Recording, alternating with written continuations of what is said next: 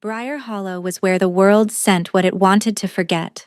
Orphans, runaways, widows with no family to claim them, wolves too broken, too scarred, or too shameful to belong anywhere else. The village sat at the edge of the kingdom of Valdrin like a wound the realm refused to acknowledge, surviving on scraps and stubbornness, and the kind of hope that had learned to expect nothing.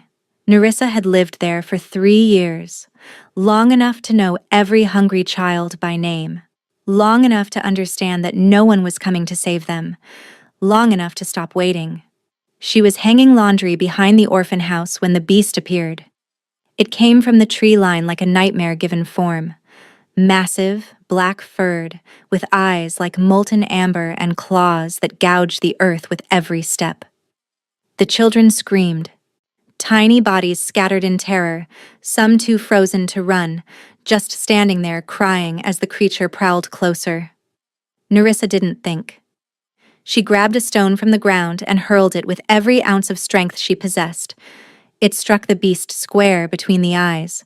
The creature stopped. Every villager who witnessed it stopped breathing.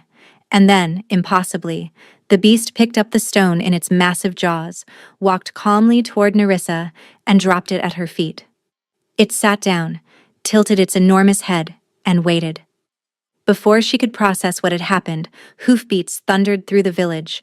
A company of royal soldiers parted around a single rider, the Alpha King of Valdrin. Karis Vanther was not beautiful the way ballads described kings. He was beautiful the way a blade was beautiful. Cold, precise, designed for a single purpose. His pale eyes swept over the village, over the trembling children, over the beast sitting docile at Nerissa's feet. "It seems," he said, his voice empty of warmth, "my beast has chosen you." He offered her a bargain that day. Protection. Purpose. A position in his castle caring for something precious. Food and supplies sent to Briar Hollow's children for as long as she served. But there were conditions. She would never ask about what she could not see. She would never enter the East Tower. She would never attempt to know him beyond what duty required. And above all else, she must never make him care for her. "It would be dangerous," he said, though his eyes betrayed nothing. "For both of us." Nerissa accepted. What choice did she have? What choice did any of them have? But, as the king's carriage carried her away from everything she knew, one question burned in her mind. Why would the most powerful alpha in the realm bind himself to a woman the world had already discarded? Neither of them understood what that single throne stone had truly set in motion. The morning had begun like every other morning in Briar Hollow, with hunger. Nerissa woke before dawn, as she always did, to the sound of small coughs echoing through thin walls. The orphan house was drafty despite her best efforts. The gaps between boards stuffed with rags and dried moss that did little against the creeping autumn chill. 12 children, 12 mouths, and barely enough bread for 6. She moved quietly through the cramped sleeping quarters, adjusting threadbare blankets, pressing her palm to foreheads to check for fever. Little Oswin had been coughing for 3 days now. She didn't have the herbs to treat him properly. She didn't have anything proper. Not medicine, not food, not hope that tomorrow would be different from today. But the children didn't need to see her worry. They saw enough hardship without watching their caretaker crumble. "Nerissa?" A small voice, barely awake. She turned to find Brecken sitting up in his cot. All 6 years of him with tangled brown hair and eyes too old for his face. He'd arrived at Briar Hollow 8 months ago, found wandering the forest road with no memory of where he came from or who had left him there. "Go back to sleep, little wolf," she whispered. "It's too early." "I heard something outside, in the trees. Probably just a deer. The forest is full of them." But Brecken shook his head, small brow furrowed. "It didn't sound like a deer. It sounded big." Nerissa forced a smile she didn't feel. "Then I'll go chase the big thing away. That's what I do, remember? I chase away the scary things." She left him with a gentle touch to his hair and stepped outside into the gray, pre-dawn light. The village of Briar Hollow consisted of perhaps 30 structures, most of them leaning against each other like drunks after a long night. The orphan house was the largest, which wasn't saying much. A converted barn that had seen better centuries. Around it, the other residents were beginning to stir. Old Marta hobbling toward the well. Fenwick checking his rabbit traps with the resigned expression of a man who expected to find them empty. No one looked at Nerissa directly. They never did. She'd grown accustomed to it. The way conversations paused when she approached. The way mothers pulled their children a little closer when she passed. She knew what they whispered when they thought she couldn't hear. Cursed. Unclaimable. Something wrong with that one. They weren't entirely wrong. 3 years ago, Nerissa had arrived in Briar Hollow with nothing but the clothes on her back and a darkness in her eyes that made even the desperate keep their distance. She never spoke about where she came from, never explained the scar that ran from her collarbone to her shoulder like a jagged river frozen in flesh, a wound from the night everything had shattered, though she couldn't remember receiving it. But she had a gift. That much they couldn't deny. Animals trusted her. Wounded deer would let her approach. Feral dogs became gentle at her touch. Even the wolves that hunted these forests, real wolves, not shifters, gave her a wide berth. Not from fear, but something like respect. It was why she'd ended up caring for the children no one else wanted. Who better to tend broken things than a broken woman who could soothe savage beasts? She was hanging laundry behind the orphan house. Truly, she was always hanging laundry. Children generated filth at an astonishing rate when the screaming started. High, piercing, pure terror. Nerissa dropped the wet shirt in her hands and ran. She rounded the corner of the building and her blood turned to ice. The creature was enormous. It stood at the edge of the tree line like a shadow that had learned to breathe. Easily the size of a draft horse, but built like something from a nightmare. Black fur so dark it seemed to drink the light. Amber eyes that burned with intelligence far beyond any ordinary animal. Claws that left furrows in the earth with every slow, deliberate step. And it was walking toward the children. Lyra, only 4 years old, stood frozen directly in its path. Too terrified to run, too small to survive if those claws reached her. Nerissa didn't think, didn't calculate odds or consider consequences. She spotted a stone on the ground, fist-sized, sharp-edged, and her hand closed around it. She threw. The stone flew true, striking the beast between its massive eyes with a crack that echoed across the clearing. The creature stopped. For one eternal moment, nothing moved. The children held their breath. The villagers who had emerged to see what was happening stood frozen in shock. Then the beast shook its great head, not in pain, but something almost like surprise. Those amber eyes fixed on Nerissa with unsettling focus. It lowered its muzzle, picked up the fallen stone in its jaws with impossible delicacy, and walked toward her. Nerissa's legs refused to run. Some instinct deeper than fear told her that running would be useless. This creature could chase down anything it wanted. It stopped directly in front of her, close enough that she could smell the wild forest musk of its fur, feel the heat radiating from its body, and it dropped the stone at her feet. Then it sat down, tilted its enormous head, and waited. By the gods, someone whispered behind her. Before Nerissa could respond, before she could even begin to process what had happened, a sound reached her ears. Distant at first, then growing louder. Hoofbeats, many of them, and approaching fast. The villagers began to scatter, recognizing the thunder of royal cavalry. Nerissa remained rooted in place, the beast still sitting calmly at her feet, as a company of soldiers crested the hill and descended upon Briar Hollow. They parted around a single rider. And Nerissa understood, with sudden crystalline clarity, that her life had just changed forever. The Alpha King had come.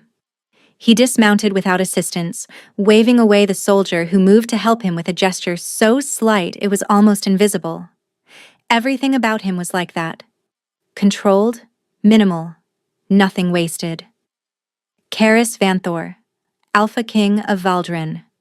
Nerissa had never seen him before. Few commoners had.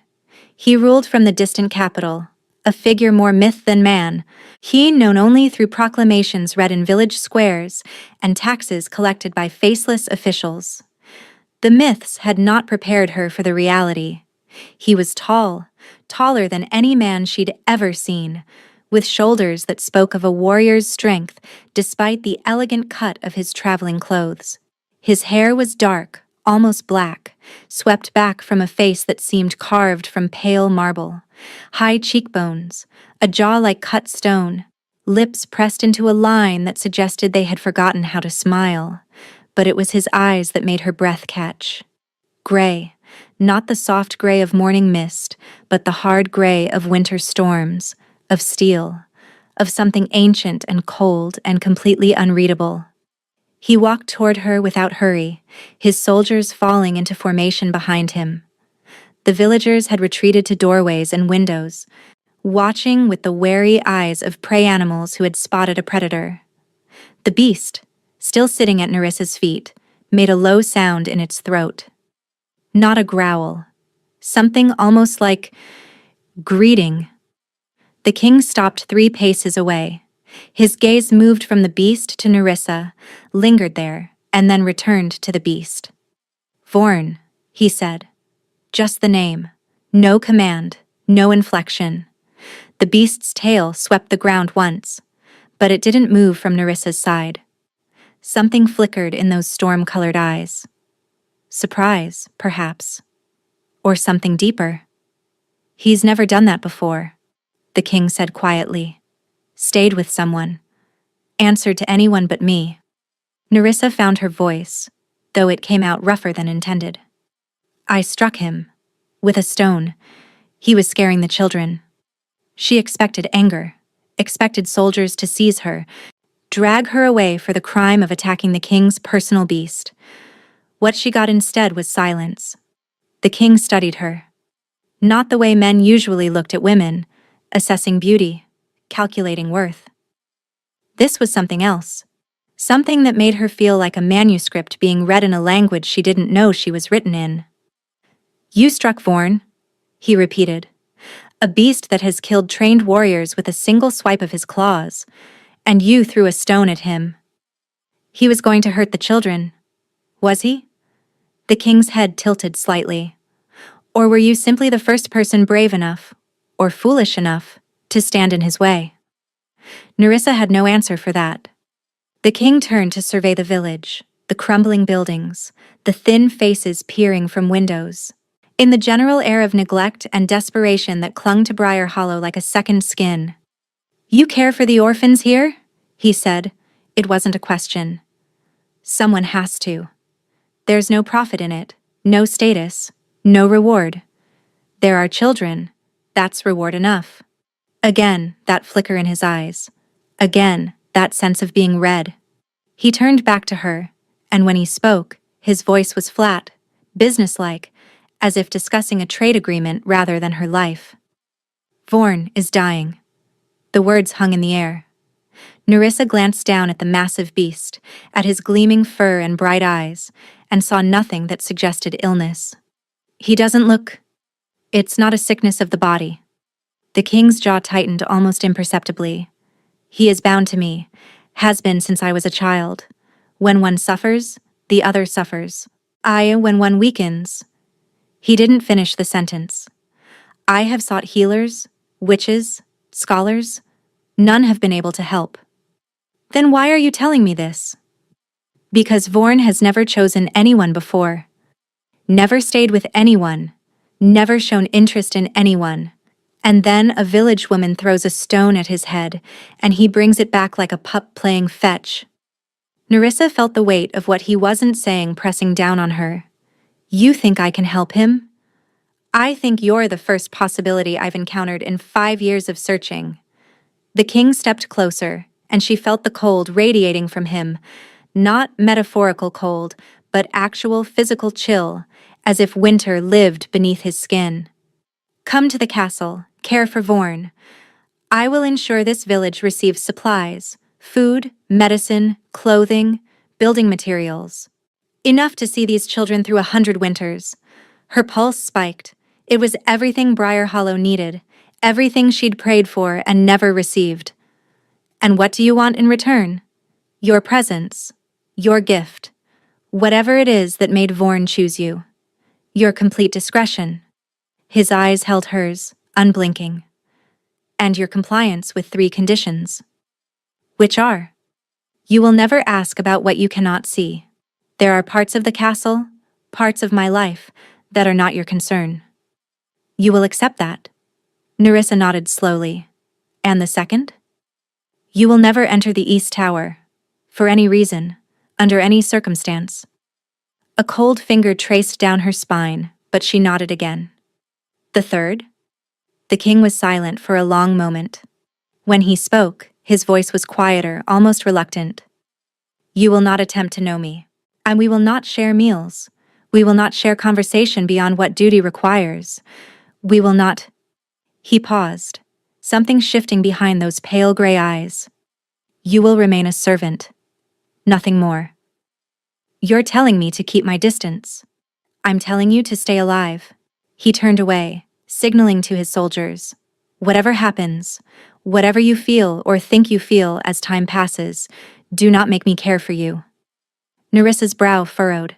Why would that? Because it would be dangerous. He cut her off, already walking toward his horse. For both of us. She should refuse. Every instinct screamed that something was wrong here, that she was walking into a trap she couldn't see, that a king who spoke of caring as dangerous was not a man to trust. But then she looked at Briar Hollow, at the hungry children watching from windows, at old Marta, who had given her last blanket to little Oswin, at a village that would not survive another winter without help. I accept, she called after him. The king paused, one hand on his horse's flank. He didn't turn around. Then gather what you need. We leave within the hour. As his soldiers began preparing for departure, Nerissa looked down at Vorn. The beast gazed up at her with those amber eyes, and for just a moment she could have sworn she saw something there. Understanding. Warning. And beneath it all, the faintest glimmer of hope. The castle was nothing like Nerissa had imagined. She'd expected grandeur, the kind of cold opulence that royalty seemed to favor. Marble floors and gilded ceilings and servants who looked through you rather than at you. What she found instead was something older, stranger, a fortress that seemed to have grown from the mountain itself rather than been built upon it. Stone walls the color of thunderclouds, narrow windows that let in light, but revealed nothing of the rooms within. Towers that climbed toward the sky like claws reaching for something they could never grasp. And silence. Everywhere. Silence. Your chambers are in the west wing, the steward informed her. A thin man named Aldous who moved with the efficient grace of someone who had spent decades navigating palace politics. You'll find them comfortable, if modest. His Majesty was quite specific about your accommodations. Modest is fine, Nerissa said. Modest was more than she'd had in years. Aldous led her through corridors that seemed to twist and turn without logic, past doors that remained firmly closed, past servants who bowed to the steward but barely glanced at her. Vorn padded silently at her side, his massive body somehow fitting through passages that seemed too narrow for him. Meals will be brought to your room, Aldous continued. You are not to eat in the Great Hall. You are not to wander unescorted. You are not to wander unescorted. You are not to speak with other members of the household unless spoken to first. His Majesty mentioned something about an east tower. Aldous' steps faltered, almost imperceptibly. You are never to go there. That instruction supersedes all others.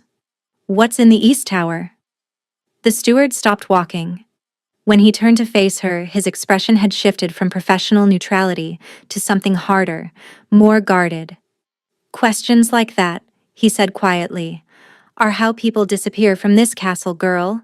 I learned to swallow your curiosity, or it will swallow you. He resumed walking before she could respond. Her chambers were, as promised, modest: a bed with clean linens, a small fireplace, a window overlooking the forested valley below. After the orphan house, it felt like a palace unto itself.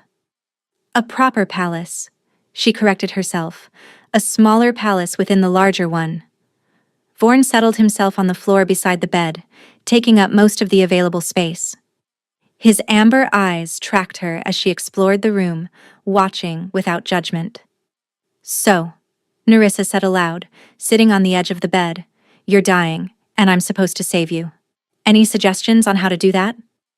The beast's tail thumped once against the stone floor. "Helpful." A knock at the door made her jump. She opened it to find a young woman carrying a tray of food: bread, cheese, some kind of roasted meat that smelled better than anything Nerissa had eaten in months. "From the kitchen," the woman said, not meeting her eyes. "I'm Marith. I'll be bringing your meals." "Thank you, Marith." The woman lingered, clearly wanting to say something more. Finally, in a rushed whisper, "Be careful here, miss. The walls listen. And whatever you do, don't ask about the queen." She was gone before Nerissa could ask what she meant. The queen? She ate mechanically, her mind racing. There had been no mention of a queen. Not in the village gossip about the king, not from the king himself, not from Aldous. Yet Marith had spoken as if the queen's existence was common knowledge and common danger. Vorn made a soft sound, drawing her attention. He'd risen from his spot and was standing at the window, ears pricked forward, and body tense. "What is it, boy?" The beast didn't respond. But Nerissa felt it too, suddenly. A prickling at the back of her neck, the sense of being watched. She turned. A woman stood in the doorway. She was perhaps 30, with hair the color of autumn leaves and eyes that held a physician's sharpness. She wore the simple robes of a healer, but there was nothing simple about the way she looked at Nerissa. Recognition, anger, fear. "So it's true," the woman said. "He actually brought you here." Nerissa rose slowly. "Do I know you?" "You should." The woman stepped into the room, closing the door behind her. "Though perhaps I've changed more than you have. The last time we met, I was barely more than an apprentice. And you were covered in your alpha's blood." The world tilted. No, it couldn't be. "Tanith," Nerissa breathed. "You remember." The healer's smile held no warmth. "I wondered if you'd blocked it out. Some do, after trauma like that. After doing what you did." "Tanith, I didn't—" "Save your lies for someone who didn't see the body." Tanith moved closer, her voice dropping to a hiss. "I was there, Nerissa. I saw what was left of Alpha Corvain after you finished with him. I saw the wounds. I saw what kind of rage could cause damage like that. You don't understand what happened that night. I understand that you murdered your own Alpha.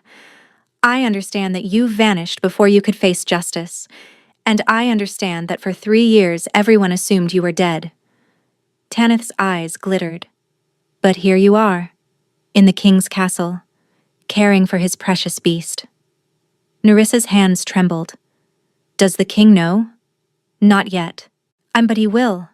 Tanith straightened, smoothing her robes. "I've served this court for 2 years. I've earned trust, respect, a position. I won't let your presence destroy that." "Then why warn me? Why not just tell him?" Tanith paused, something complicated moving behind her eyes. "Because I want to understand why you're here first. The king doesn't do anything without reason. If he brought you to this castle, he had a purpose." She moved toward the door. "So I'm going to watch. And wait. And when I figure out his game, I'll decide whether your secret serves me better as leverage or as your execution warrant." She was almost to the door when she turned back, one final dagger to throw. "Oh, and Nerissa? Don't think you can run, don't think you can hide. I know what you are now, what you really are." Her smile was knife-sharp. "And when this court discovers that the king's new pet is the woman who slaughtered her own Alpha in cold blood, they'll demand justice." "It wasn't like that. Wasn't it?" Tanith opened the door. Then tell me, if you're innocent, why did you run? Why did you hide? Why did you let everyone believe you were dead rather than face what you'd done? She left before Nerissa could answer. The door clicked shut with terrible finality. Nerissa stood frozen, her breath coming fast, her mind reeling. 3 years. 3 years of hiding, of building a new life, of convincing herself that the past was buried deep enough that it could never claw its way back. And now, in a single day, it had found her. Vorn pressed against her leg, a warm, solid weight. She sank to her knees and buried her hands in his dark fur, letting herself shake. I didn't kill him, she whispered to the beast. I swear to you, I didn't kill him. But even as she said it, the same doubt that had haunted her for 3 years crawled up from the depths of her memory. Because Tanith was right about one thing. Nerissa had been there that night. She had been covered in Alpha Corvain's blood, and she had no memory, none at all, of what had actually happened. The healers who'd examined her afterward said trauma could do that, could carve holes in the mind where unbearable things had been. But sometimes, in her darkest moments, Nerissa wondered if something else had stolen those hours from her. Something, or someone. Only the body. Only the blood. Only the screaming that might have been hers, or might have been his, or might have been something else entirely. Something that still prowled the dark corners of her nightmares.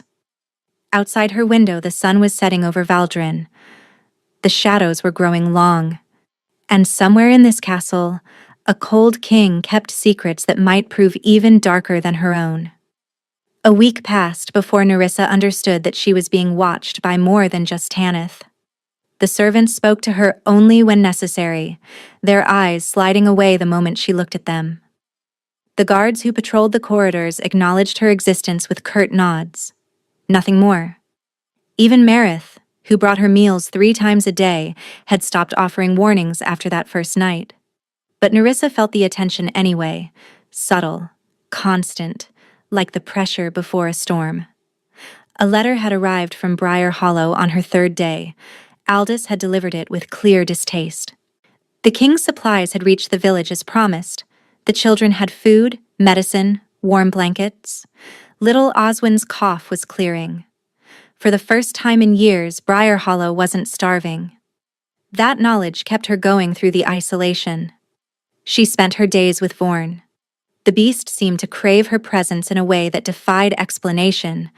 When she entered a room, his amber eyes would track her with something almost like relief.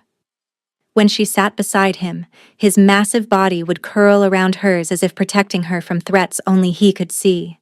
And when she spoke to him, rambling conversations about nothing and everything, the way she'd once talked to the children of Briar Hollow, his ears would swivel toward her voice, attentive, listening.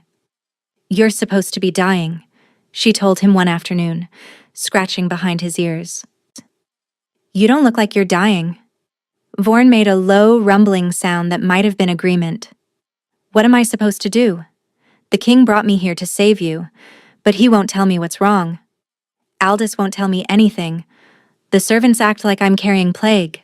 She sighed.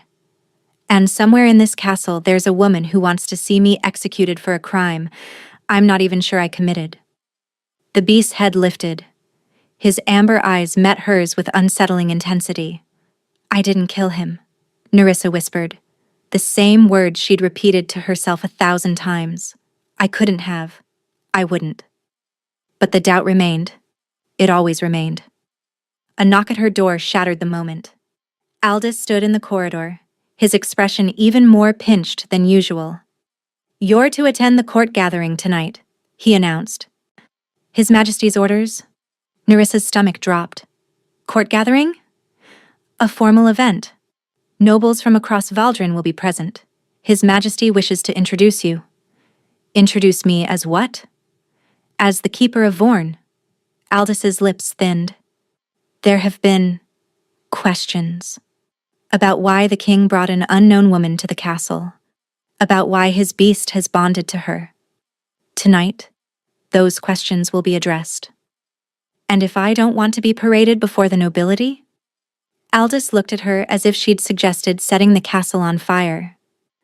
The king's wishes are not requests.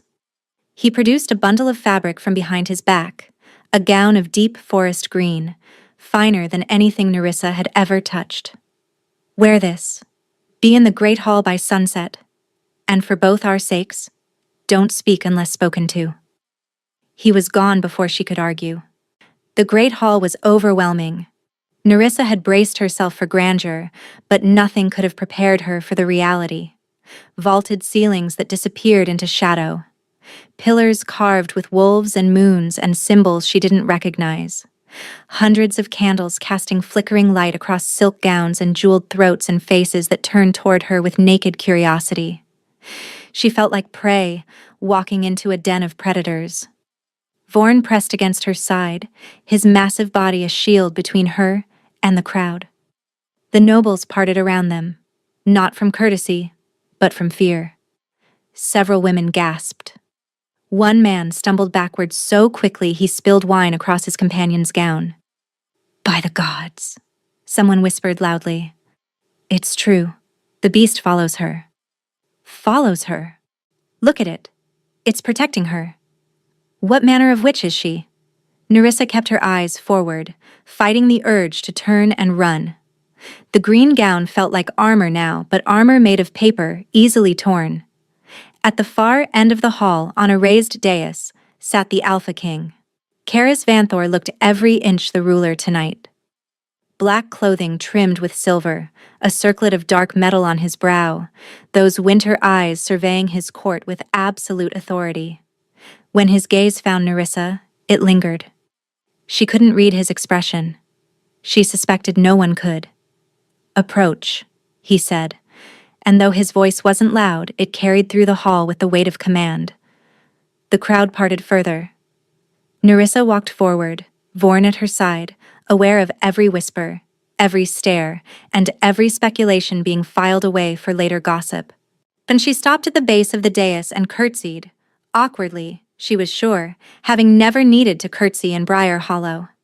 Lords and ladies of Valdrin, the king announced, rising from his throne. This is Nerissa of Briar Hollow. She has been brought to this castle for a singular purpose, to care for Vorn. A ripple of murmurs swept through the crowd. Surely, your majesty. A man spoke up, older, portly, with the bearing of someone accustomed to being heard. A common village woman is not qualified for such a task. The royal beast is a symbol of the crown's power. Its care should be entrusted to someone of proper breeding. Proper breeding? The king's voice remained flat. Lord Havric, your properly bred handlers have failed to earn Vorn's trust in 5 years of trying. He's bitten 3 of them, killed 1. Lord Havric paled. Your Majesty, I only meant... Vorn chose her.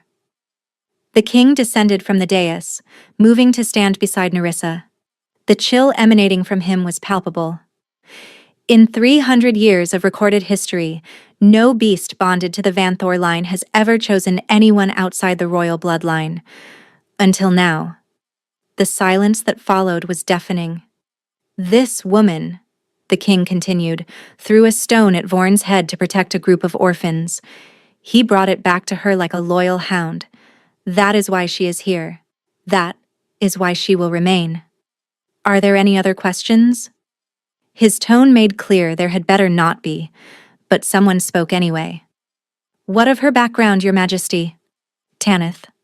The healer had emerged from the crowd, her autumn hair gleaming in the candlelight, her expression carefully innocent. We know nothing of this woman beyond what she's told us. Briar Hollow is a village for outcasts, for those who fled their pasts. Should we not investigate before placing her so close to the crown? Nerissa's blood turned to ice. The king's eyes narrowed almost imperceptibly. Healer Tanith, you have concerns? Only the concerns any loyal subject would have, Your Majesty. Tanith's smile was poison wrapped in silk. After all, we know nothing of where she came from before Briar Hollow. Nothing of her family, her pack, her history. For all we know, she could be a criminal, an exile, perhaps even a... Vorn moved. One moment he was standing beside Nerissa. The next, he had crossed the distance to Tanith and stood before her, his massive head level with her chest, his amber eyes burning with unmistakable threat. The healer stumbled backward, all composure forgotten. The nobles nearest to her scattered like startled birds. Vorn didn't growl, didn't bare his teeth. He simply stood there, radiating menace so pure it needed no sound. "It seems," the king said quietly, "that Vorn has concerns of his own." He moved to stand beside the beast, one hand coming to rest on Vorn's head. "He's very protective of his new keeper. I would advise caution in how you speak of her, Healer Tanith. Vorn's judgment is... final." Tanith's face had gone white. "Of course, Your Majesty. I meant no offense." "I'm sure you didn't." The king turned back to the assembled nobles, dismissing Tanith as if she'd never spoken. "The introduction is complete. Enjoy the evening's festivities." It was a clear dismissal. The crowd began to disperse, conversations resuming in hushed, excited tones. Nerissa felt the weight of 100 glances on her back as she stood frozen, Vorn returning to her side as if nothing had happened. The king's voice came low, meant only for her ears. "Walk with me." It wasn't a request. She followed him out of the great hall, through a side door, into a corridor mercifully empty of watching eyes. Vorn padded silently behind them. When they were alone, the king stopped. "The healer," he said. "You know her." It wasn't a question. Nerissa's throat tightened. Don't lie to me." Those pale eyes, cold as frost, fixed on hers. "Vorn doesn't threaten without reason. He sensed your fear when she spoke. Your anger. Your..." He paused, searching for the word. "Guilt." The silence stretched between them. "Everyone has a past, Your Majesty," Nerissa finally said. "You told me not to ask about yours. He and I would ask the same courtesy." Something flickered in his expression. Surprise, perhaps, or reluctant respect. "Fair enough." He began walking again. "But understand this. Whatever secrets you carry, they are yours to keep only as long as they pose no threat to this castle. The moment they become my concern, I will have answers. Willingly, given or otherwise." He left her standing in the empty corridor, his footsteps fading into shadow. Nerissa leaned against the cold stone wall, her pulse racing. Vorn pressed against her, a warm anchor in the darkness. "You protected me," she whispered to the beast. "Why?" Those amber eyes held hers, and for just a moment, she could have sworn she saw something ancient behind them, something that knew far more than it should, something waiting. Sleep wouldn't come. Nerissa lay in her bed, staring at the ceiling and the events of the evening playing on an endless loop in her mind, the court's whispers, Tanith's veiled accusations, the king's warning, Vorn's inexplicable defense of her, and beneath it all, the same question that had haunted her for 3 years. What really happened that night? She remembered fragments, Corvain's voice, sharp with accusation, the taste of blood in her mouth, heat, terrible, searing heat, and then nothing. Just the aftermath. Just the body of her alpha, torn apart by something savage, and her own hands coated in crimson. She'd run. That was the only part that made sense. She'd run because staying meant death, and even if she deserved death, some animal instinct had refused to let her accept it. But had she killed him? In rage, in fear, in some moment of madness she couldn't remember. Or had something else happened in that darkness? A soft whine pulled her from her thoughts. Vorn stood at her door, which she could have sworn she'd closed, his massive body tense with some unspoken urgency.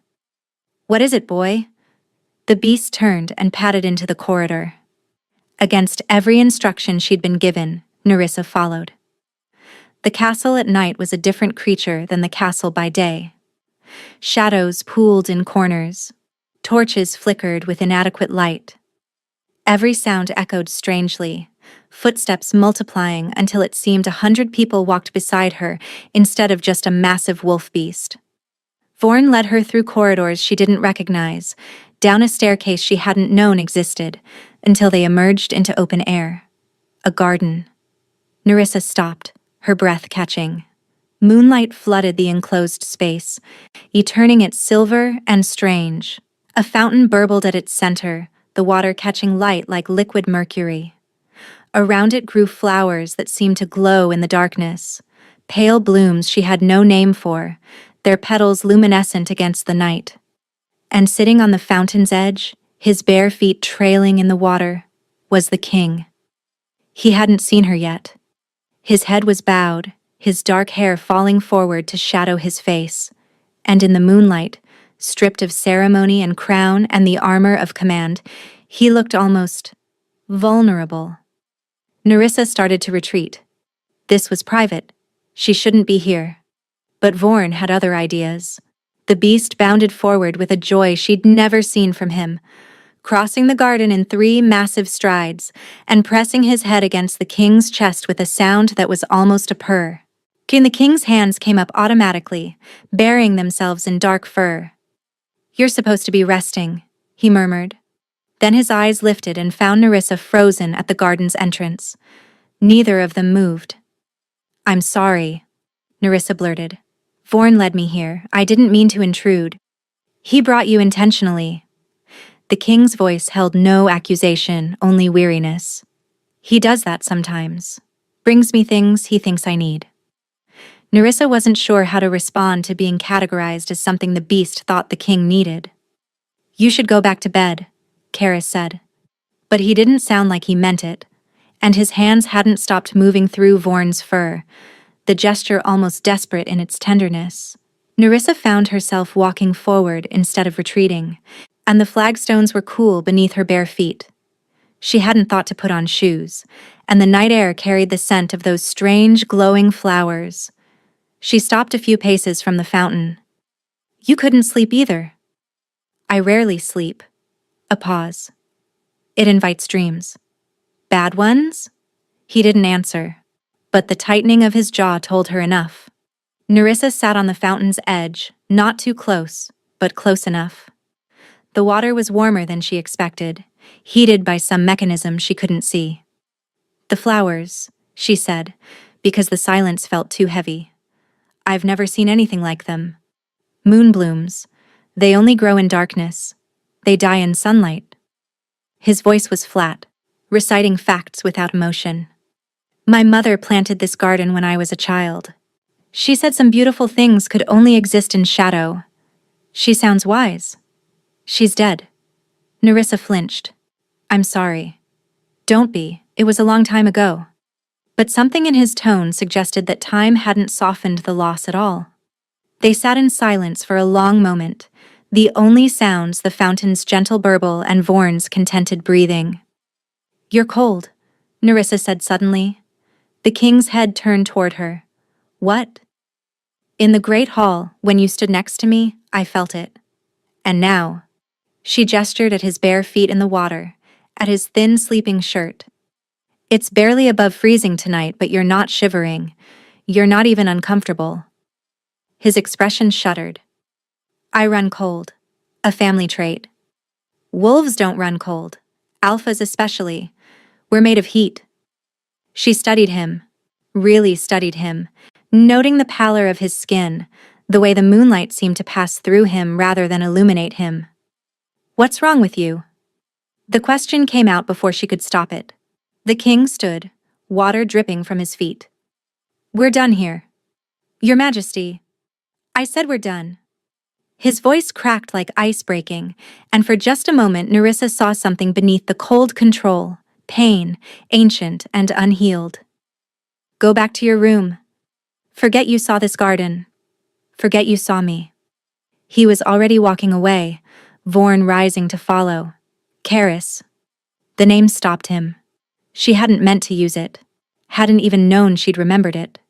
But he turned, and his expression was no longer angry. He looked haunted. "Whatever it is," Nerissa said quietly, "you don't have to carry it alone." For 3 heartbeats, he simply stared at her. Then something shifted in those winter eyes. Not warmth, exactly, but something equally terrifying. Recognition. Of what? She didn't know. You shouldn't say things like that, he said finally. Not to me.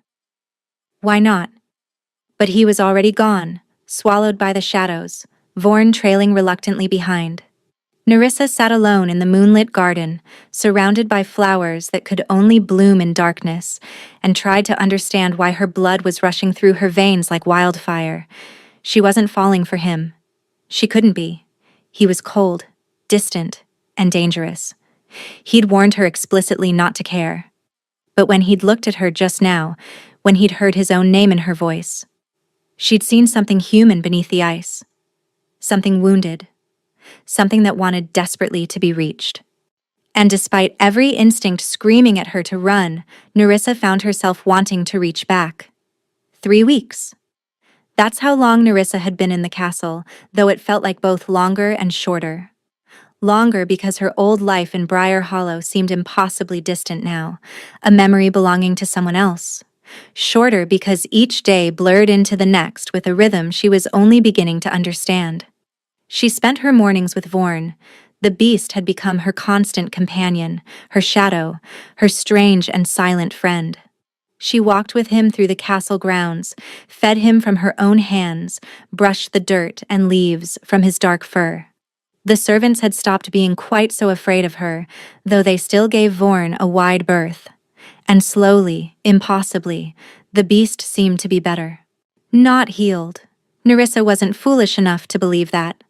But there was more life in his amber eyes, more spring in his massive stride. The castle's other healers had noticed it too. She'd heard them whispering in corridors, debating what had changed. The king had noticed as well. That was the strangest part. Despite his warnings, despite his explicit commands to remain separate, Karis had begun appearing. Not obviously. Never obviously. He was too controlled for that. But she would be reading in the library, and he would arrive with documents that apparently needed to be reviewed in that exact corner. She would be walking Vorn through the gardens, and he would be there, inspecting some plant or another, acknowledging her with a curt nod that somehow lasted longer than it should. They didn't speak of the night in the moonlight garden. But it hung between them, unacknowledged, like a door that had been opened a crack and refused to fully close. Today, Nerissa had taken Vorn to the kennels to play with the hunting hounds, a suggestion from one of the braver servants, who'd mentioned that Vorn used to enjoy their company before he'd become the way he is now. She was sitting on an overturned barrel, watching the beast chase a ball that 3 hounds were too terrified to pursue, when footsteps announced she wasn't alone. He's playing. The king stood a few feet away, his expression unreadable as always, but there was something in his voice.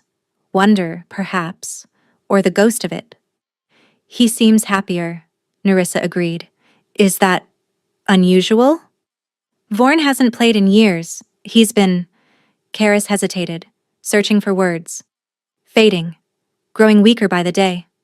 But since you arrived? He didn't finish the sentence. He didn't need to. Nerissa looked at the beast. This massive, terrifying creature who brought her stones and pressed against her when she was sad, and protected her from threats she didn't fully understand. What exactly is wrong with him? She asked. And don't tell me it's a family condition. I've been here 3 weeks, and that answer has never made sense. Karis was quiet for a long moment. Then, to her shock, he sat down on the barrel beside her.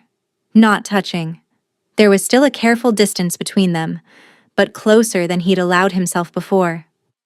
Vorn is bound to me, he said finally. A blood bond, made when I was 7 years old. His life force is tied to mine. When I am strong, he is strong. When you what? He turned to look at her, and for the first time, his guard was truly down. She could see the exhaustion etched into his features, the shadows beneath his eyes, the pallor that went beyond running cold. I'm dying, he said simply, and Vorn is dying with me. The words hit her like a physical blow. What? There's a curse. On my bloodline. On me. Specifically. Because I'm the last. His voice remained flat, factual, as if discussing someone else's death. My grandfather spent 40 years searching for a cure. My father spent 30. I've spent every day since I was 15. How long do you have? I don't know. A year. Perhaps 2. Perhaps less. He looked away, toward Vorn, who had abandoned the ball and was watching them with those 2 knowing eyes. Vorn knows. He's known since the beginning. That's why he's been fading. He can feel me slipping away. But if he's doing better now? You're not curing me, Karis said quickly. Whatever gift you have, it's easing his symptoms, not addressing the cause. The bond means he feels what I feel. Your presence comforts him. That's all. That's all. As if comfort meant nothing. As if being a balm to a dying creature's pain was a small thing. What is the curse? Nerissa asked. Maybe if I understood. No. The word was sharp. Final. I've told you more than I should have. More than I've told anyone who isn't bound by oath to keep my secrets. Then why tell me? He stood, putting distance between them again. When he turned back, his walls were rising, ice reforming over the cracks she'd glimpsed. Because you asked, he said, and for some reason I can't explain. And I wanted you to know. He left her sitting among the hounds, Vorn padding over to press against her legs, and Nerissa realized that her hands were shaking. He was dying. This cold, complicated, carefully guarded man was dying, and she couldn't. She couldn't what? Save him? She didn't know how. She didn't even know what the curse was. Stop caring? Too late for that. Far too late. Somewhere in the last 3 weeks, between the stone she'd thrown and this moment, something had shifted. The ice around her heart. The protective shell she'd built after fleeing Corvain's pack. After the blood and the blackout and the running had begun to crack. And the man who'd warned her not to care was the one who'd broken through. I'm falling in love with him, she whispered to Vorn, the words terrifying in their truth. That's the stupidest thing I could possibly do. The beast made a sound that might have been agreement. That night, Nerissa couldn't stop thinking about what he'd said. I'm dying. The casual way he'd spoken, as if his own death was merely an inconvenience, the resignation in his voice. She paced her chambers, Vorn watching her from his usual spot by the fire. There had to be something she could do, some way to help. If her gift eased Vorn's suffering, perhaps it could. A sound stopped her mid-stride. It came from beyond her window, a distant howl, but not like any wolf she'd ever heard. It was wrong somehow, broken, full of pain that went beyond the physical. Vorn's head lifted, ears pricking forward. A low growl rumbled in his chest. Nerissa moved to the window and looked out into the darkness. The East Tower. And she could see it from here. That forbidden spire she'd been warned never to approach. And at its peak, in a window she could barely make out, a light flickered. The howl came again. Closer this time, or perhaps just louder. And then she saw it. A figure in the window. Just a silhouette, barely visible against the candlelight behind it. But the shape was wrong. Not quite human. Not quite wolf. Something in between. Something suffering. The figure moved, pressing against the glass, and for one heart-stopping moment Nerissa could have sworn it was looking directly at her. Then the light went out, and the tower was swallowed by darkness. Nerissa stood frozen, her breath coming in shallow gasps, her mind racing. What you cannot see. Never enter the East Tower. Don't speak of the Queen. The warnings crashed together in her mind, forming a picture she couldn't quite resolve. The king was hiding something. Something more than his curse, something more than his impending death. Something in that tower that howled in the night like it was being torn apart from the inside. And whatever it was, Nerissa realized with growing horror, it had seen her too. She waited 3 nights before her resolve broke. 3 nights of lying awake, listening for that broken howl. 3 nights of watching the East Tower from her window, searching for the flickering light, the wrong-shaped silhouette. 3 nights of telling herself that the king's secrets were none of her concern. On the 4th night, Nerissa stopped pretending. She waited until the castle had gone quiet, until even the guards' footsteps had faded to distant echoes. Then she slipped from her chambers, Vorn padding silently at her side. The beast knew where she was going.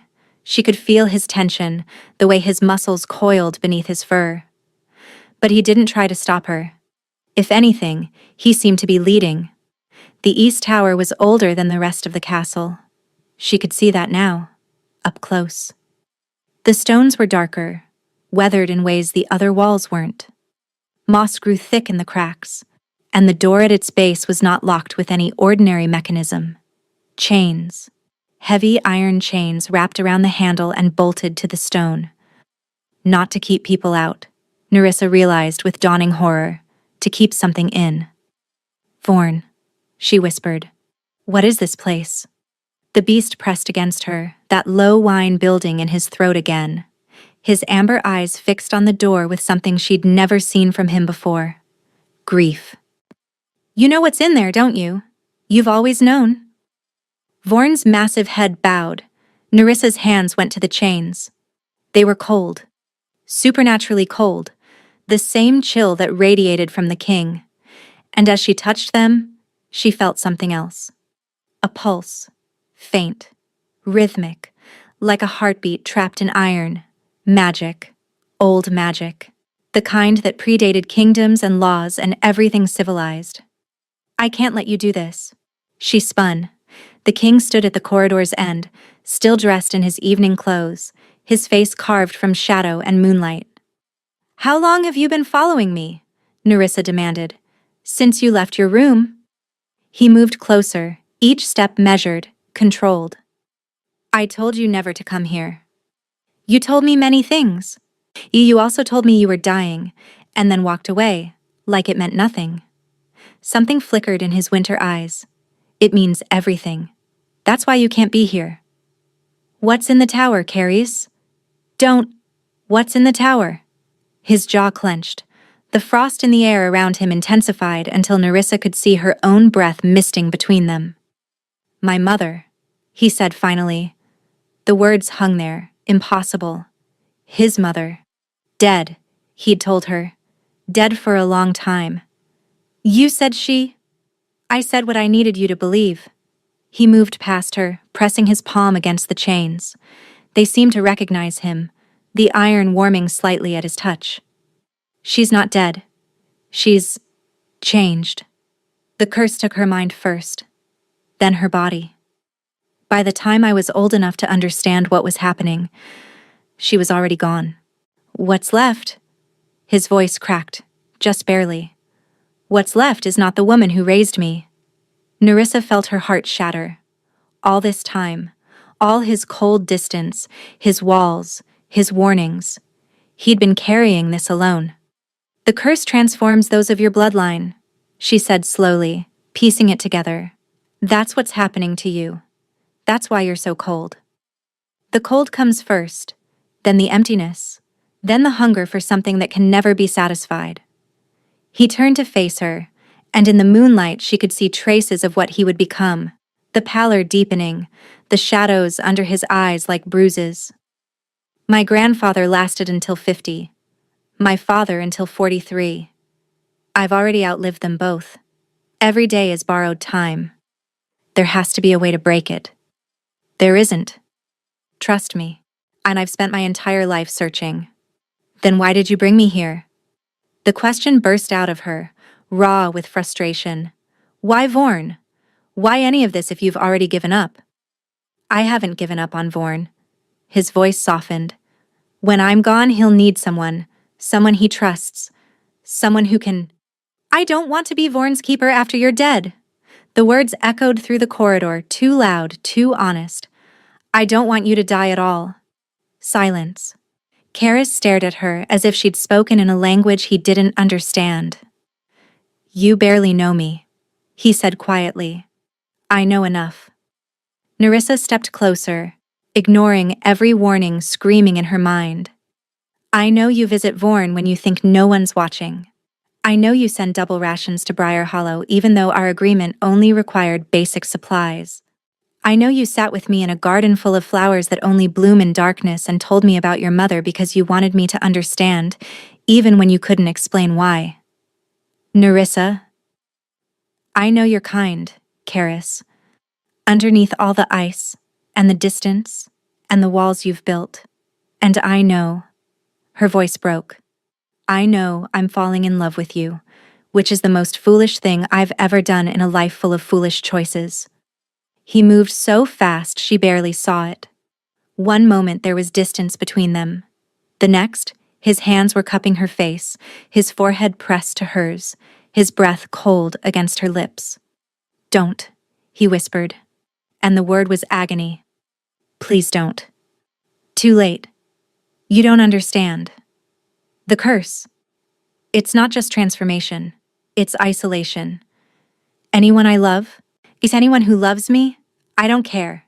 You should. His thumbs traced her cheekbones, the touch reverent and desperate. You should run as far from me as you can. You should forget you ever threw that stone. I can't. Nerissa. She kissed him. It wasn't gentle. It wasn't careful. It was 3 weeks of tension and longing and impossible hope crashing together like waves against stone. His lips were cold, but they warmed against hers.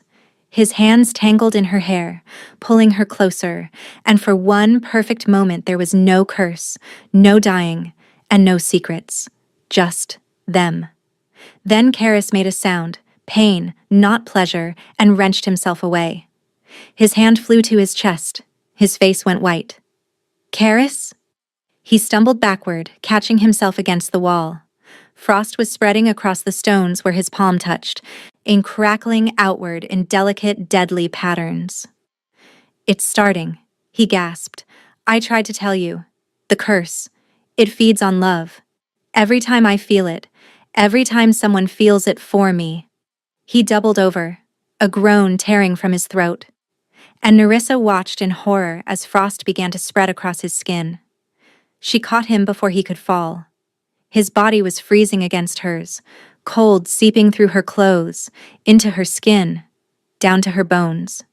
But she didn't let go. She couldn't let go. Karis, stay with me. Stay with me. His eyes found hers, already glazing with pain. I tried to warn you, he whispered. The curse takes everyone I care for. Everyone who cares for me. It feeds on the feeling, grows stronger with every... He convulsed, the words cutting off. Nerissa dragged him toward the wall, lowering him to the ground, and her hands pressed against his chest, feeling the cold spreading beneath his shirt like a living thing. Then stop feeling it, she demanded. Push me away, hate me. Whatever you have to do, I can't. The words came out broken, half laughing and half sobbing. Don't you understand? I've spent my entire life not feeling. Keeping everyone at distance, refusing to let anyone close enough to trigger the curse.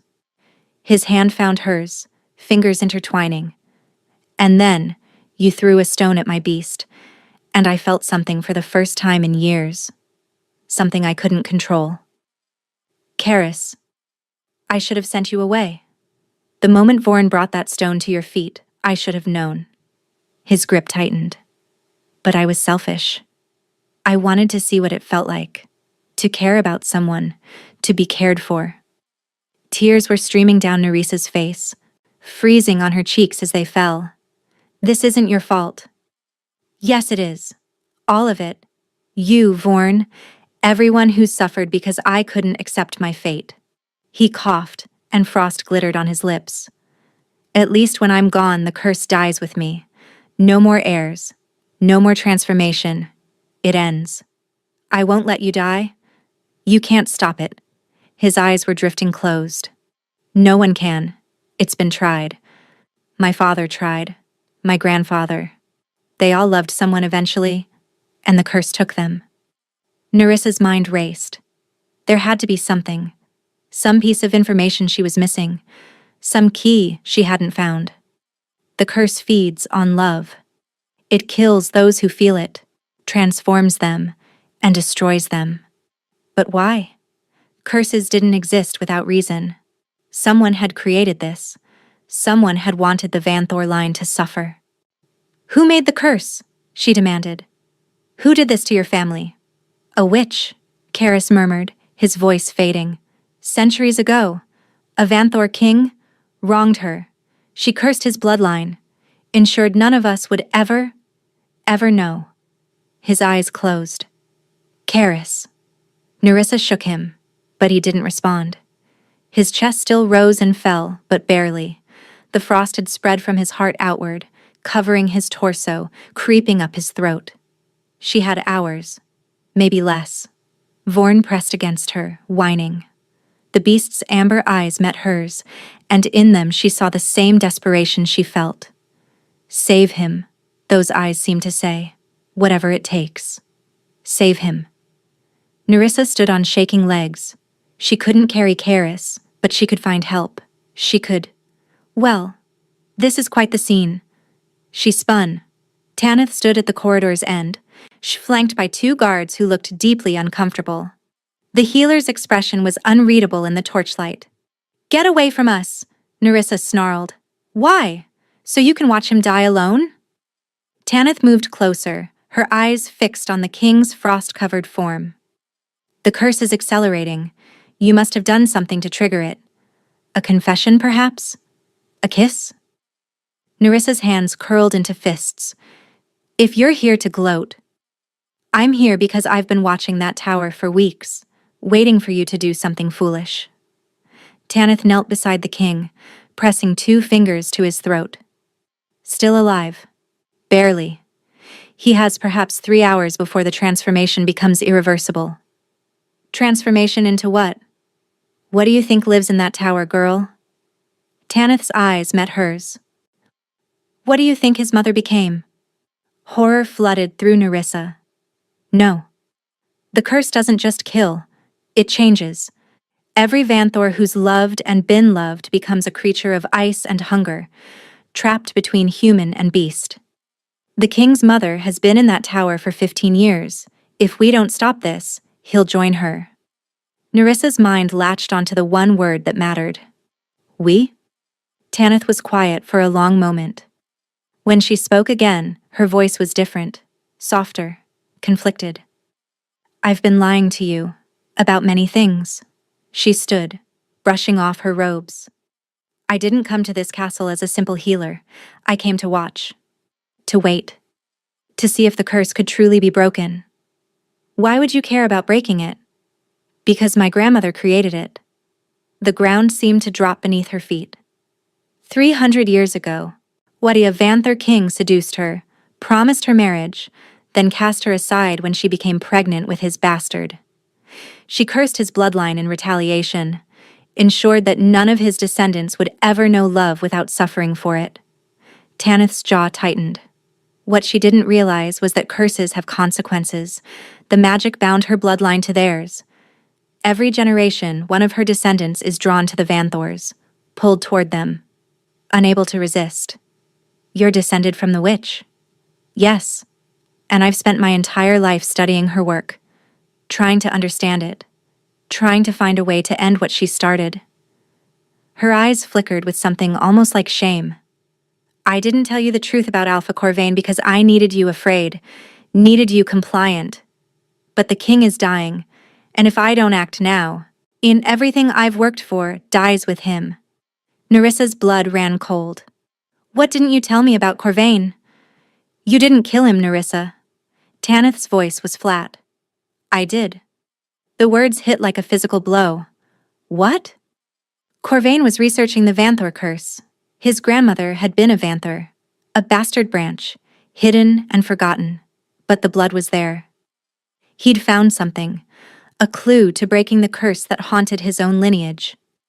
Tanith's gaze dropped. "I couldn't let him be the one to break it. My grandmother created this curse. If anyone was going to end it, it had to be me, her descendant. On my terms, in my way. Corvain would have bungled it, broken it wrong, and the backlash could have killed dozens. So you killed him instead, and let me think I'd done it. I needed you broken, afraid, easy to manipulate if I ever needed you. Tanith's voice held no apology. But I also know how the curse can be broken. I've always known. Then why haven't you? Because breaking it requires sacrifice, not death, something harder. The cursed one must accept love fully, without reservation. Must believe they deserve it. Tanith's gaze moved to Karis's frozen form. Every Vanthor who's ever loved has done so with guilt. With the knowledge that their feeling would hurt someone, that guilt feeds the curse, makes it stronger. He has to believe he deserves to be loved, Nerissa whispered. Yes, and in 300 years, not a single Vanthor has managed it. They all believed they were poison. They all held back some part of themselves. Tanith met her eyes. But you. He told you everything. He let you see the tower. His mother. His curse. He's never done that before. Never trusted anyone that completely. Hope flickered in Nerissa's chest. Then there's a chance. A small one, but yes. Tanith gestured to the guards. Help me move him. We need to take him to the tower, to his mother. If there's any part of him that still believes in redemption, she's the key to finding it. Nerissa's mind was still reeling. But why me? Why did Vorn choose me specifically? Tanith studied her for a long moment. Your gift with animals? You think it's natural, don't you? An accident of birth? She shook her head slowly. It's not. It's magic, Nerissa. Old magic. The kind that existed before witches learned to shape it. You resonate with cursed creatures because you carry the same frequency as the curse itself. You're a living antidote. And Vorn sensed it the moment you stood your ground against him. The East Tower was colder than anywhere Nerissa had ever been. They carried Karis up the winding stairs, his body growing heavier with each step as the frost spread. By the time they reached the top, ice crystals had formed in his hair, on his eyelashes, across his pale lips.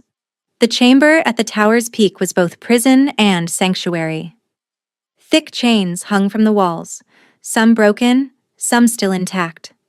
Frost covered every surface, the floor, the ceiling, the narrow window that looked out over the kingdom. And in the corner, curled into herself like a wounded animal, was the queen. She had been beautiful once. Nerissa could see it in the bones of her face, the elegant length of her fingers. But the curse had transformed her into something between woman and beast, pale fur sprouting from her arms, her eyes the same amber as Vorn's, her mouth filled with teeth too sharp for any human. When they entered, she lifted her head and made a sound that might have been a word. Karis. The king didn't respond. Couldn't respond. The frost had reached his face now, creeping across his cheeks like a death mask being formed in real time. Put him down, Tanith ordered. In front of her. She needs to see him. The guards obeyed, laying the king at his mother's feet. The queen, the creature that had been the queen, crawled forward, her clawed hands reaching for her son's face. So cold, she whispered. My boy. So cold. Tears froze on Nerissa's cheeks. This was what awaited Karis. This half-existence, this endless winter of body and soul. And unless she could reach him. She knelt beside him, taking his frozen hand in hers. Karis, Karis, can you hear me? Nothing, not even a flicker of response. He's too far gone, one of the guards muttered. We should prepare the chains. No! Nerissa's voice cracked through the chamber. He's not gone. He's in there somewhere, and I'm going to find him. She closed her eyes, reaching for that strange gift that had always lived inside her. The thing that made animals trust her, that had drawn Vorn to her side, that let her sense the pain and fear and hope of creatures who couldn't speak. Karis, she thought, pushing the name into the darkness. I know you can hear me. I know you're fighting. Cold. Endless cold. A void that seemed to swallow everything. You told me not to love you. You said it would be dangerous. But you never asked me not to. Deeper. Past the ice, past the emptiness. searching for the warmth she knew existed. You showed me your mother, your curse, your dying beast. You showed me everything, and you didn't have to. You could have kept your distance, stayed safe behind your walls, but you didn't. There, a flicker, faint, but real. You let me in because you wanted to be known. You wanted someone to see you. Not the king, not the curse. Just you. And I did. I do. I see you, Karis. The flicker grew stronger. She could feel him now. His presence. His essence. Buried beneath layers of ice and self-hatred and 300 years of inherited despair. You think you don't deserve love. You think caring about someone makes you a monster. But the only monster here is the curse itself. And curses can be broken. She felt his response. Not words, but emotion, disbelief, longing, fear. I'm not afraid of you, she told him. I'm not afraid of what you might become. Because I know who you are. You're the man who sends extra supplies to orphans, who sits with his beast in moonlit gardens, who carries his mother's madness alone because he can't bear to let anyone else share the burden. The ice around his heart was cracking. She could feel it, fissures spreading through the cold, warmth bleeding through.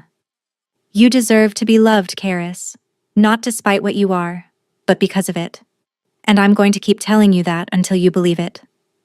Nerissa. His voice. Weak. Fractured. But his voice. She opened her eyes. The frost had stopped spreading. His eyes were open, fixed on hers, filled with something she'd never seen from him before. Wonder. Hope. Love. Unfettered and unashamed. I believe you, he whispered. The curse exploded outward, shattering like ice struck by lightning. Crystals caught the moonlight like 1,000 tiny stars. The cold that had filled the chamber vanished, replaced by warmth that seemed to radiate from Karis himself. And in the corner, the queen screamed. But it wasn't a scream of pain. It was release. 300 years of suffering, of transformation, of being trapped between forms. All of it breaking apart as the curse unwound. The fur receded, the claws softened, the sharp teeth dulled. And slowly, impossibly, the monster became a woman again. She lay gasping on the floor, aged and frail, but human. Fully, completely human. Mother. Karis struggled to his feet, Nerissa helping him, and crossed to kneel beside the woman who had birthed him. Mother. Can you hear me? Karis. Her voice was rusty with disuse, but clear. My son. My beautiful boy. Tears streamed down her weathered face. You broke it. You finally broke it. Not me. He looked back at Nerissa, and his expression made her breath catch. Her. She found me in the dark. She refused to let me go. Tanith stood in the doorway, her face unreadable. It's done then. The curse is broken. Yes. Karis rose, keeping his mother's hand in his. And you have much to answer for, healer, starting with the murder of Alpha Corvain. The guards shifted, hands going to their weapons. Tanith didn't run, didn't fight. She simply nodded, as if she'd always known this moment would come. I'll tell you everything, she said quietly. Every secret my grandmother kept, every piece of research I've gathered. It's the least I owe you. Her eyes found Nerissa's, and her. For what I let her believe about herself.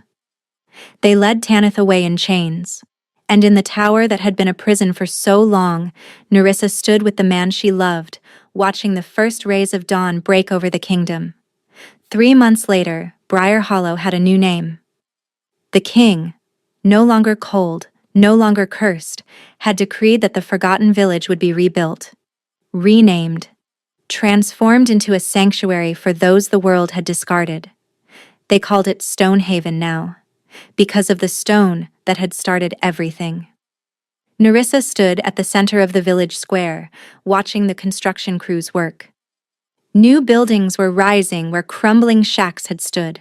A proper school, a healing house, homes with thick walls and warm hearths, and the orphan house, rebuilt 3 times its original size, with room for every abandoned child in the kingdom. "You're crying again." She turned to find Karis watching her, a small smile playing at the corners of his mouth. He looked different now. Color in his cheeks, warmth in his eyes, none of the haunted pallor that had marked him before. "I'm not crying," she lied, wiping her cheeks. "It's the dust from the construction." "Of course." He moved to stand beside her, his arm coming around her waist in a gesture so natural it stole her breath. "The dust that only affects your eyes when you're looking at happy children. It's a very specific type of dust." Clearly. They watched in comfortable silence as Brecken, healthy now, thriving, led a group of younger children in some complicated game involving sticks and pine cones. Vorn lay nearby, serving as an obstacle that the children had to climb over, his tail wagging every time one of them tumbled across his massive back. The beast had changed too. The shadow of death had lifted from him, leaving behind an animal who seemed determined to make up for years of joyless existence by playing with every child he could find. "Tanith's trial concluded yesterday," Karis said quietly. Nerissa nodded. "I heard.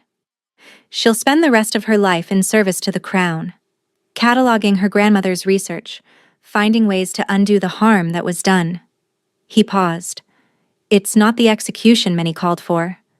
"Is that what you wanted? Execution?" "I wanted justice. But I've learned that justice isn't always about punishment." His arm tightened around her. "Sometimes it's about transformation, about taking something broken and finding a way to make it useful." Nerissa thought of herself 3 years ago, running, terrified, convinced she was a monster. Thought of the woman she'd become, the woman who'd faced down a king's curse and won. "Your mother is doing better," she said. "She is. The healers say she'll make a full recovery, though it will take time." His voice softened. "She asked about you. Wants to thank you properly." "She doesn't need to thank me." "Try telling her that." He turned her to face him, his hands coming to rest on her shoulders. "Try telling anyone in this kingdom that the woman who broke the Vanther curse doesn't deserve gratitude." Nerissa felt her cheeks flush. "I didn't do it alone." "No. You did it with stubborn determination, an absolute refusal to let me die, and a well-thrown stone." His smile grew. "Speaking of which, I have something for you." He reached into his pocket and produced a small box. Inside, resting on velvet, was a ring. But not just any ring. The band was made of dark iron, and set into it was a stone. Small, rough-edged, unremarkable. The stone she'd thrown at Vorn. "You kept it," she breathed. "Vorn kept it. He brought it to me the night you arrived and refused to take it back." Karis lifted the ring, holding it between them. "I had it set into iron from the chains that bound my mother's tower, a reminder that even the heaviest bonds can be broken." Nerissa couldn't speak, could barely breathe. "I know I said I would never love you," Karis continued, his voice rough. "I know I warned you away, told you caring would be dangerous, but I was wrong. Caring for you was the least dangerous thing I've ever done, and it was the thing that saved me. Karis, marry me, Nerissa." The words came out sure and strong. "Not because the kingdom expects it, not because you saved my life, but because I cannot imagine facing another sunrise without you beside me. Marry me, and let me spend the rest of my very long, curse-free life proving that you made the right choice when you threw that stone." She kissed him instead of answering. The children cheered. Vorn howled in what could only be described as approval. Somewhere in the crowd that had gathered, when had a crowd gathered? Someone started applauding. When they finally broke apart, Nerissa was laughing and crying, and happier than she'd ever been in her life. "Is that a yes?" Karis asked, slightly breathless. "That's a yes."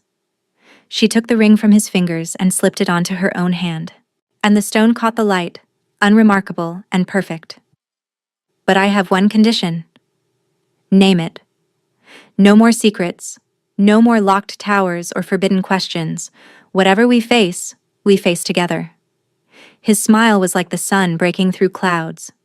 Together, he agreed, always. The wedding was held in the moonlight garden, surrounded by flowers that bloomed only in darkness. The queen, restored, recovering, radiant with joy, sat in the place of honor, her frail hand clasped in that of a nurse who had become a friend during her long rehabilitation. Vorn served as ring-bearer, carrying the bands in a pouch around his massive neck. The children of Stonehaven threw petals that had been specially gathered from every corner of the kingdom. And as Nerissa walked toward the man who had once been made of ice, she thought about the journey that had brought her here. A stone thrown in desperation, a beast who saw something worth protecting. A king who learned that the curse he feared was nothing compared to the love he'd denied himself. They had both been hiding, both running from pasts that seemed impossible to escape. And yet, somehow, they had found each other. They had found freedom. "I love you," Karis murmured as she reached him. "I know," Nerissa smiled. "I love you too." The officiant began the ceremony, but Nerissa barely heard the words. She was too busy memorizing Karis, the warmth that now lived in his eyes, the flush of color in cheeks that had once been pale as death, the way his hands trembled slightly as they held hers. They had saved each other.